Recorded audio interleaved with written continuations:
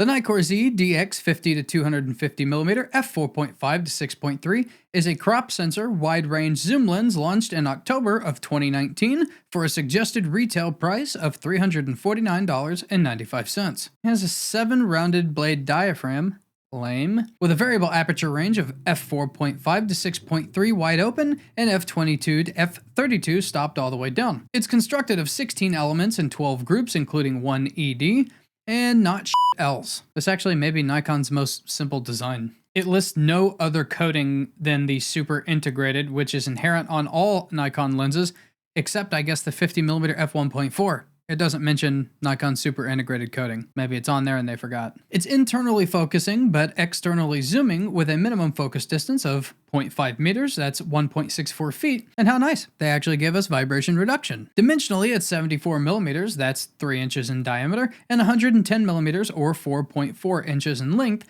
and weighs in at 105 grams, or 14.3 ounces. So what do we think? It's pretty light. It has got some more weight up here. It's not really evenly dispersed weight. Yeah, kind of hangs forward a little bit. It doesn't have a lock switch, but it does have a lock position. And so this is your 50mm. And this would be 250, even though it's sitting between 200 and 250. I don't really understand that design. Not big on wide range zooms. Whenever we have it zoomed all the way out, actually, for what it's worth, it feels more balanced there than it does right here. Seems like the weight kind of tends to stay in the center, which is interesting, but also kind of nice. Again, this one arrived from lensrentals.com. Pretty dusty, so I appreciate that. Let's look at the back here. It's a plastic mount, $349. What else can you really expect? I think they should always have a metal lens mount, but we don't get it here. Surely it doesn't cost that much more. Nikon, you should just always have a metal lens mount. We don't need plastic lens mounts. What does it cost? An extra 20 bucks to the consumer?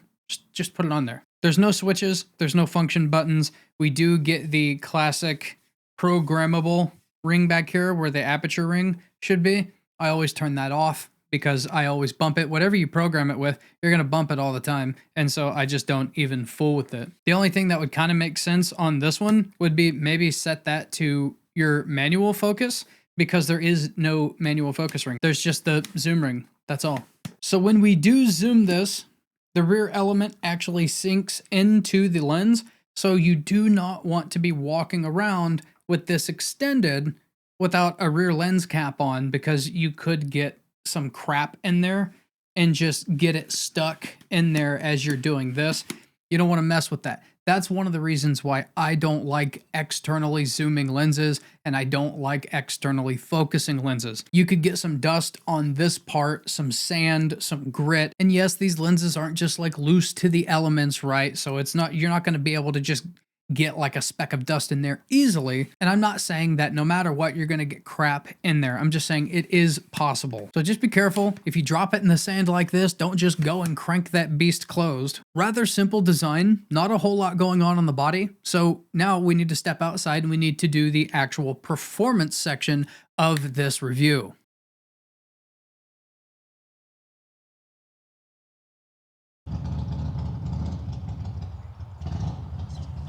You guys have probably heard this in some of my other videos. This is the douche canoe that just idles for like 10 minutes at a time.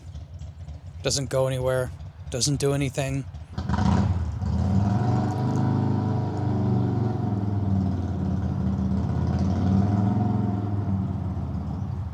By the way, he does this shit at like 10:30 at night too.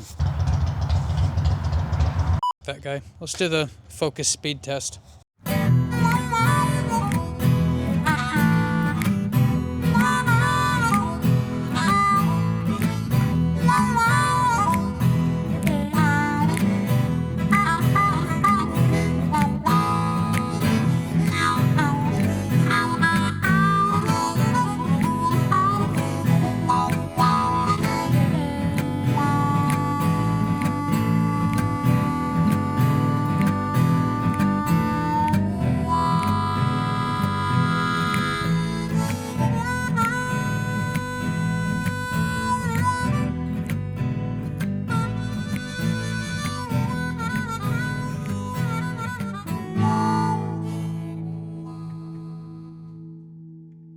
You're just gonna have to trust me on focus noise because douche canoe over there that's idling in his garage is gonna make it impossible to hear on video here.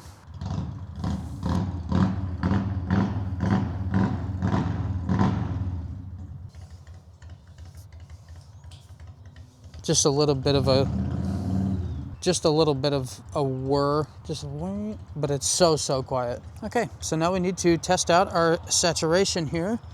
I see some green over on the John Deere over here. Try the trampoline. Blue looks pretty normal. Green looks pretty normal. And then we've got our little yellow. Yellow looks pretty normal. And then we got our little red that we always shoot over here. I'd say red actually looks pretty nice through the viewfinder. Okay, so we're gonna come over here now and we're going to do our sharpness. Actually, I need to do something a little different for sharpness today because it is getting a little dark outside. I'm just gonna shoot this little, I'm just gonna do this little leaf here. I will say through the viewfinder, it looks pretty nice, actually. Now we just gotta do black and white ability. And of course, we always do the black and white ability on this area right here for consistency. So I think we'll probably do this at 135, see if we can get focus. We can. Now let's go back into the Zat cave and check out the results of our little test shots here. All right, so we're in Lightroom with the Nikkor Z DX 50 to 250. I did these all out of order, but the first image here, we're looking at green saturation and actually looks pretty normal. It doesn't look dull. So for a very inexpensive lens, that's good green saturation. Let's check out the blue. So that's pretty good. Green's looking good. Blue is looking good. Let's look at the yellow. The yellow looks about normal, so that's not bad. You want at least normal. Pretty good detail in this lens. It's a little bit soft, but let's look at the red saturation.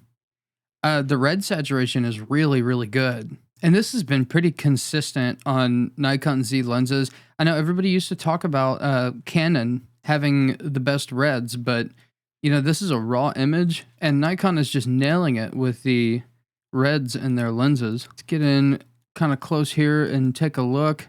It's not the sharpest lens. It's a little bit soft and it's definitely a little dirtier because you have to go at a higher ISO than you might ideally like to. Let's look at some images. Let's take a look at this one.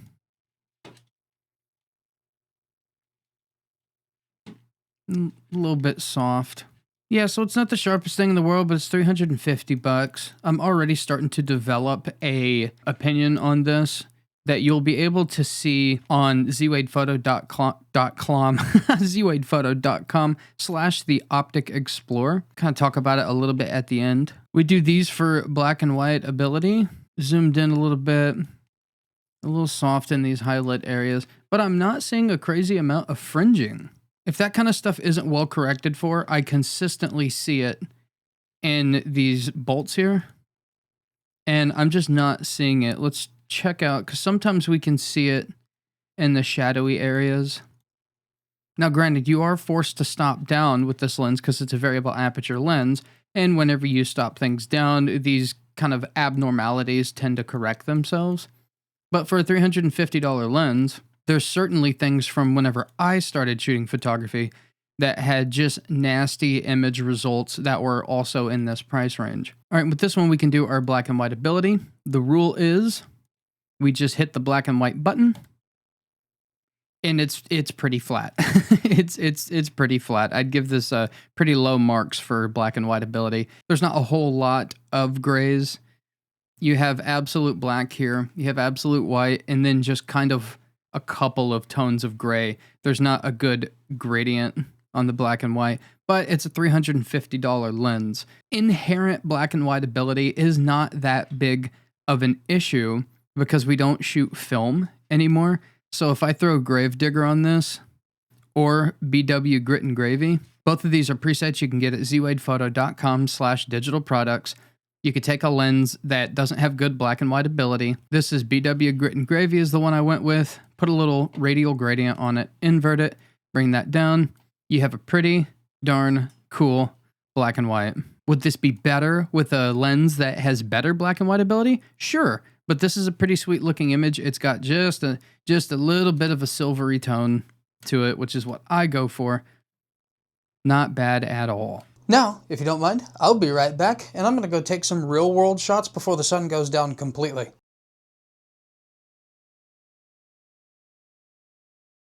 Now, I was fortunate enough to have this robin as I was going out for a walk around, and this is why I didn't do a super long walk around, because I took a bunch of pictures of this guy. I just need to go through real quick, and I need to get rid of the ones that missed, because I will say that this lens does not keep up with eye tracking as good as other lenses do. I'm going to get rid of those and see if we have any that are actually sharp. So we ended up with about 14 out of 25 were actually in focus. Whenever the pigeon here was on the ground, I don't know what the deal was. Maybe there just wasn't good enough light. But once it popped up on this fence here, where the light was a lot better, it's dirty.